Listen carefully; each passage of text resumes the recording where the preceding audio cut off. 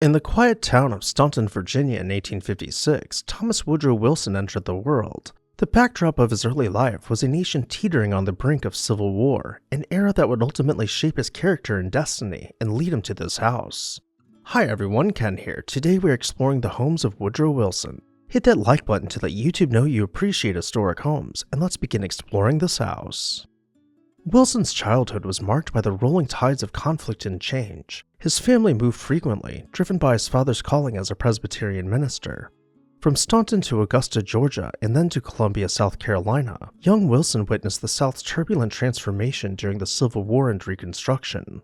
These early experiences forged in him a deep understanding of the complexities of human nature and what it would take to govern a nation. Before setting his eyes on politics, his academic journey began at Davidson College, but it was at Princeton University where Wilson's intellect truly blossomed.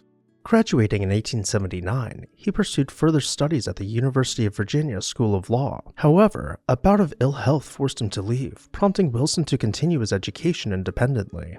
This determination led him to Johns Hopkins University in Baltimore, where he earned a PhD in history and political science, an achievement that set him apart as the only U.S. president to hold such a degree.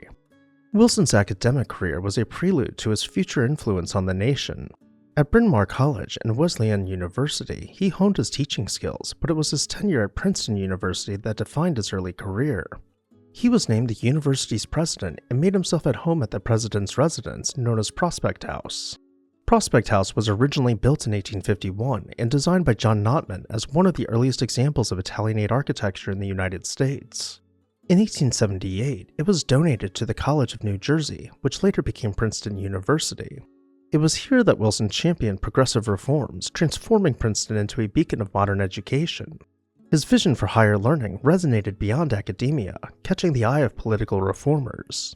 In 1910, Wilson's transition from academia to politics began with his election as governor of New Jersey. His governorship was a whirlwind of progressive reforms, tackling corruption and pushing for workers' rights, public utility regulations, and educational advancements. Wilson's unwavering commitment to reform earned him national acclaim and set the stage for his presidential campaign. The 1912 presidential election was a dramatic contest that saw Wilson emerge victorious against incumbent William Howard Taft and former President Theodore Roosevelt. At this point, he moved into the White House, which we recently covered. I'll have that video linked at the end of this one if you haven't seen it yet. As the 28th President of the United States, Wilson embarked on an ambitious agenda. The Revenue Act of 1913 redefined the nation's economic landscape, introducing a federal income tax and lowering tariffs. His visionary leadership also helped to usher in the Federal Reserve System and landmark antitrust legislation with the Federal Trade Commission Act and the Clayton Antitrust Act. Wilson's presidency was not confined to domestic achievements. The storm clouds of World War I loomed large, and by 1917, the United States was drawn into global conflict. Wilson's leadership during the war was pivotal, and his post-war vision was encapsulated in his 14 points, advocating for peace and the establishment of the League of Nations.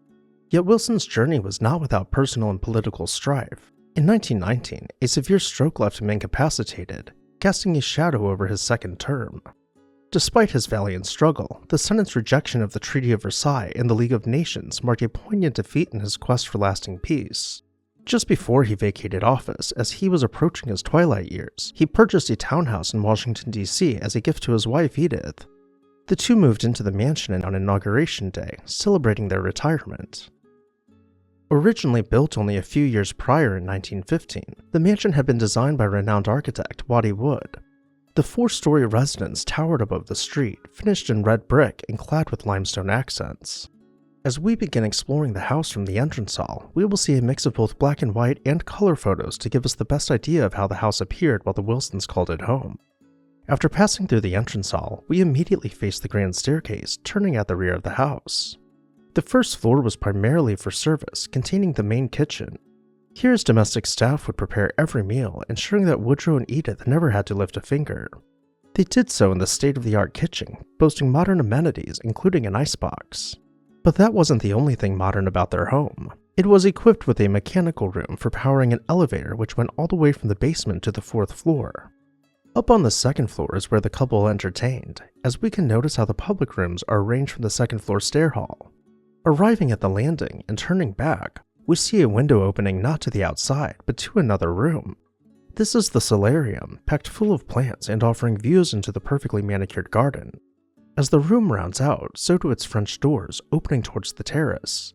We can step out into the garden to gain a better sense of the scale of the room before returning inside to continue our tour. On the second floor, we find the dining room, with ample space for entertaining large groups attending dinner parties. This room was finished out with painted wall panels and simple but elegant furniture. We'll find that these refined characteristics continue into the library. In order to store his collection of 8,000 books, Wilson had to have stacks built separately in the house. The drawing room combines the aesthetic of both the dining room and the library by continuing with painted wall panels and hardwood floors, mirroring both finishes seen previously. Tucked away and out of sight from guests is the butler's pantry, also referred to as the service kitchen. Let's make our way over to the second grand staircase and head up to the third floor. Up here we will find several bedrooms, each generously sized and containing their own bathrooms.